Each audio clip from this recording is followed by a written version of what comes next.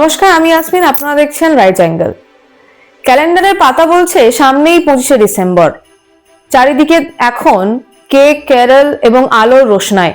আমরা সবাই জানি 25শে ডিসেম্বর যীশু খ্রিস্টের জন্মদিন বা বড়দিন।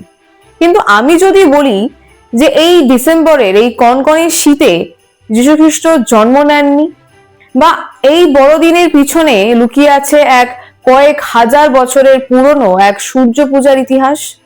হ্যাঁ, ঠিকই শুনছেন।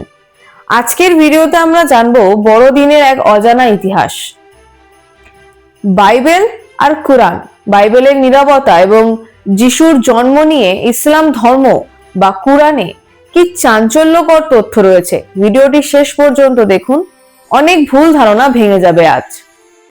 বন্ধুরা, অবাক করার বিষয় হলো পবিত্র বাইবেলের কোথাও যিশুর জন্ম তারিখ বা সালের উল্লেখ নেই।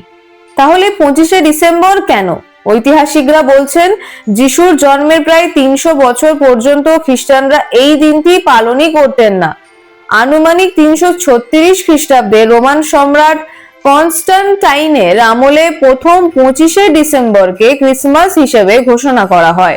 এর কয়েক বছর পর পোপ প্রথম জুলিয়াস আনুষ্ঠানিকভাবে এই দিনটিকে স্বীকৃতি দেন। কিন্তু কেন এই 25শে ডিসেম্বর? এখানেই আসছে প্যাগান বা প্রকৃতি পূজারীদের প্রসঙ্গ। প্রাচীন রোমে এই সময়টিতে স্যাটার্নালিয়া বা সূর্যের উত্তরায়ণ উপলক্ষে উৎসব হতো। রোমানরা বিশ্বাস করত এই সময় সূর্য দেবতা আবার জেগে ওঠেন। খ্রিস্টান ধর্মযাজকরা চেয়েছিলেন পেগান বা মূর্তি পূজারীরা যেন তাদের পুরনো উৎসবের মেজাজেই নতুন ধর্ম বা খ্রিস্ট ধর্মকে গ্রহণ করতে পারে। তাই কৌশলগতভাবে সূর্য দেবতার উৎসবের দিনটিকেই সান অফ গডস বা যিশুর জন্মদিন হিসেবেই বেছে নেওয়া হয়।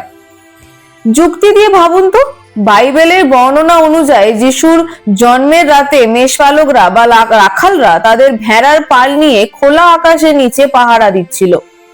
বেথলেহেমে ডিসেম্বরের হাড়হিম করা ঠান্ডায় বা তুষারপাতের মধ্যে কি খোলা মাঠে ভেড়া চড়ানো সম্ভব?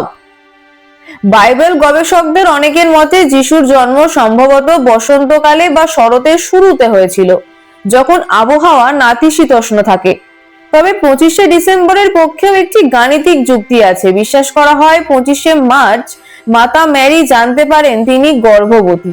এর ঠিক 9 মাস পর মানে 25শে ডিসেম্বর আসে, তাই এই দিনটিকে বেছে নেওয়া হয়। ক্রিসমাস শব্দটি এসেছে ক্রাইস্টমাস থেকে। গ্রিক শব্দ খ্রিস্টোস এবং ল্যাটিন মিশা মিলে এই শব্দের সৃষ্টি।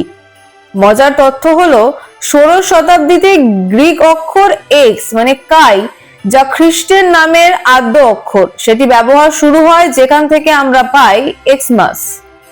আর আমাদের ভারতে জব চার্নক প্রথম বড়দিন পালন শুরু করেন। সেই থেকে এই দেশেও বড়দিন এক মহা মিলন উৎসব। এবার আসি সবচেয়ে আকর্ষণীয় অংশে। ইসলাম ধর্মে যিশুকে ঈসা বা হযরত ঈসা হিসেবে অত্যন্ত সম্মানের সাথে দেখা হয়। তিনি ইসলামের একজন অন্যতম প্রধান নবী। কিন্তু তার জন্মদিন বা ক্রিসমাস পালন নিয়ে ইসলামের দৃষ্টিভঙ্গি এবং কোরআনের বর্ণনা বেশ ভিন্ন। পবিত্র কোরআনে সূরা মারিয়ামে হযরত ঈসার জন্মের ঘটনার বিস্তারিত বর্ণনা আছে। সেখানে বলা হয়েছে প্রসব বেদনার সময় মরিয়ামকে একটি খেজুর গাছের কাণ্ড ধরে নাড়া দিতে বলা হয়, যাতে তাজা পাকা খেজুর নিচে পড়ে। লজিক কি বলে? বেথলেহেমে বা ফিলিস্তিন অঞ্চলে খেজুর পাকে মূলত গ্রীষ্মের শেষে বা শরতের শুরুতে মানে আগস্ট বা সেপ্টেম্বর মাসে। ডিসেম্বরের শীতে গাছে পাকা খেজুর থাকা একেবারেই অসম্ভব। এই কোরআনিক তথ্যটিও ইঙ্গিত দেয় যে যিশু বা ঈসার জন্ম শীতকালে হয়নি।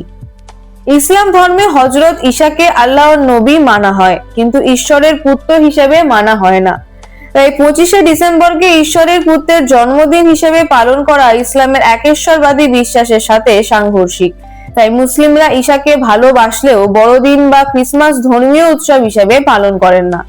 বন্ধুরা, তারিখ নিয়ে বিতর্ক থাকতেই পারে। কেউ বলেন 25শে ডিসেম্বর, আবার রাশিয়া বা মিশরের মতো দেশগুলিতে জুলিয়ান ক্যালেন্ডার মেনে বড়দিন হয় 7ই জানুয়ারি। কিন্তু মোদ্দা কথা হলো যে যীশু খ্রিস্ট বা হযরত ঈসা পৃথিবীতে এসেছিলেন শান্তি আর ক্ষমার বার্তা নিয়ে। হয়তো 25শে ডিসেম্বর তার প্রকৃত জন্মদিন নয়, কিন্তু এই দিনটি এখন বিশ্বজুড়ে ভালোবাসার এক প্রতীকে পরিণত হয়েছে। উৎসবের তারিখ ভুল হতে পারে, কিন্তু মানবতার বার্তাটি চিরসত্য। ভিডিওটি ভালো লাগলে লাইক করুন এবং শেয়ার করে সবাইকে এই অজানা তথ্যগুলো জানার সুযোগ করে দিন। আর কমেন্টে জানান এই শীতে আপনার পরিকল্পনা কি। নমস্কার।